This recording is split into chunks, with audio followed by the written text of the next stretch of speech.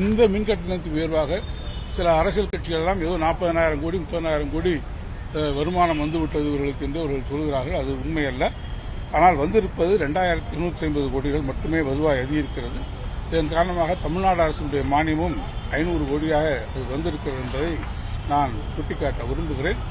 எனவே நான் விரிவாக குறிப்பிட்டு சொன்னதைப் போல அதிமுக அரசு எடுத்திருக்கக்கூடிய அவர்கள் ஆட்சி பொறுப்பில் இருந்தபோது அவர்கள் ஏற்படுத்திய இந்த உதவி மின் திட்டத்திலே அவர்கள் சேர்ந்த காரணத்தினால்தான் தொடர்ச்சியாக இந்த நிலைமைகள் வந்திருக்கிறது.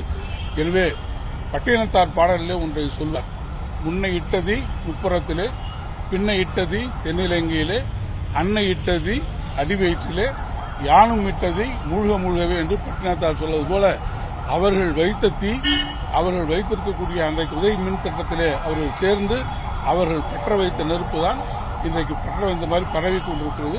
அதை தடுத்து மின்வாரியத்தினுடைய நிதி இழப்புகளை சீரமைக்கக்கூடிய நடவடிக்கைகளை முன்னேற்ற கழக அரசு முனைப்போடு செய்திருக்கிறது. திமுகவுடைய தேர்தல் அறிக்கையில மாதந்தோறும் மின் கட்டணம் கணக்கீடு செய்யப்படும் அப்படின்னு அறிவிச்சிருந்தோம். 3 வருஷம் ஆயிடுச்சு ஆட்சி வந்து இதுவரைக்கும் நம்ம இதற்கு அந்த அனௌன்ஸ்மெண்ட் கொடுக்கவே இல்லை. எப்போ நடைமுறைப்படுத்த போறோம்? அதாவது மாதந்தோறும் மின் கட்டணம் செய்வதற்கு மிக முக்கியமாக ஸ்மார்ட் மீட்டர்ஸ் தேவையாக இருக்கிறது. ஸ்மார்ட் மீட்டர்ஸ் ஒவ்வொரு வீடுகளுக்கும் அதை பொருத்தக்கூடிய நடவடிக்கைகளுக்கான ஒப்பந்த புள்ளிகள், கொள்முதலுக்கான ஒப்பந்த புள்ளிகள் இப்போது கோரப்பட்டு பல நிறுவனங்கள் தங்களுடைய விலைப்புள்ளிகளை தந்திருக்கிறார்கள். அந்த விலைப்புள்ளிகள் என்பது அரசின் மின் வாரியத்தினுடைய பரிசீலனை நிலையிலே இப்போது இருக்கிறது. அவற்றையெல்லாம் ஆராய்ந்து அந்த விலைப்புள்ளிகளுடைய அடிப்படையில் அந்த ஒப்பந்தங்கள் இறுதி செய்யப்பட்ட பிறகு அந்த ஸ்மார்ட் மீட்டர்ஸினுடைய கொள்முதல் முடிந்து அவை நுகர்வோருக்கு அது பொருத்தப்பட்டதற்கு பிறகு நிச்சயமாக குறைந்த அளவுல இந்த மின் கட்டணங்கள் உயர்த்தப்பட்டதா நீங்க சொல்றீங்க. ஆனா அதை கணக்கிடுவதில் பாத்தீங்கன்னா ஏராளமான குளறுபடிகள் நடக்கிறதா பாத்தீங்கன்னா முன்னாள் மின்வாரிய அலுவலர்கள் முன்னாள் சொல்றாங்க. என்னன்னா நீங்க சொல்லக்கூடிய இந்த கணக்கீடுக்கும் வரக்கூடிய அந்த பில்லுக்குமான அந்த வேறுபாடு அதிகமா இருக்கு அப்படிங்கறத அவர் குற்றச்சாட்டு. எங்கேயாவது ஸ்பெசிபிக்கா வந்திருந்ததுன்னு நீங்க சொன்னீங்க.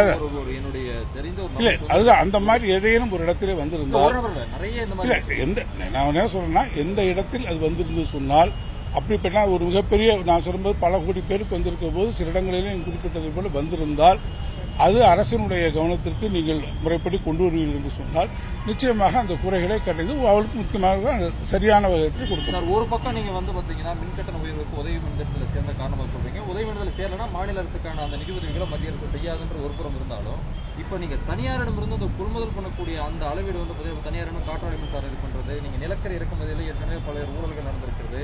இப்பயும் அதிக விலைக்கு நிலக்கரி இறக்குமதியிலே ஊழல் நடந்திருப்பதாக சொல்லப்படக்கூடிய ஆண்டு காலம் யாருடைய ஆட்சி காலம் அதை சொல்லுங்க. கடந்த அதிமுக ஆட்சியில அதனால்தான் நான் பேசும்போது கூட நான் உங்களுக்கு சொன்னேன், அதில் எந்த விதமான ஒரு இது வராமல் இப்போது நாங்கள் என்ன மெக்கானிசத்திற்கு போயிருக்கோம் என்பதை நீங்கள் பார்த்திருப்பீர்கள். எந்த இடத்துல வெற்றி நம்மளுடைய மெக்கானிசம் இப்போது முழுமையாக விலைகள் என்பது மாறி மாறி வருகிற போது விலைகள் மாறுகிற போது மாறுவதற்கேற்கமாக டைனமிக்காக அந்த விலைகளை மாற்றக்கூடிய வகையிலே நாம் கொண்டு வந்திருக்கிறோம். எனவே அந்த விலை நிலக்கரி கொள்முதல் என்பது ஒரு வெளிப்பட்ட தன்மை உணர்வோடு அதை கொண்டு வருவதற்கான முழு முயற்சிகளையும் நாங்கள்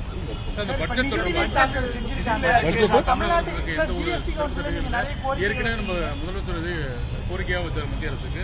ஆனால் அது குறித்து எந்த ஒரு இதுவும் இல்லை. இன்னைக்கு நடந்த பட்ஜெட்டில் தமிழ்நாடு அரசு தமிழ்நாட்டு மக்கள் முழுமையாக தமிழ்நாடு வஞ்சிக்கப்பட்டிருக்கிறது என்பது உண்மை.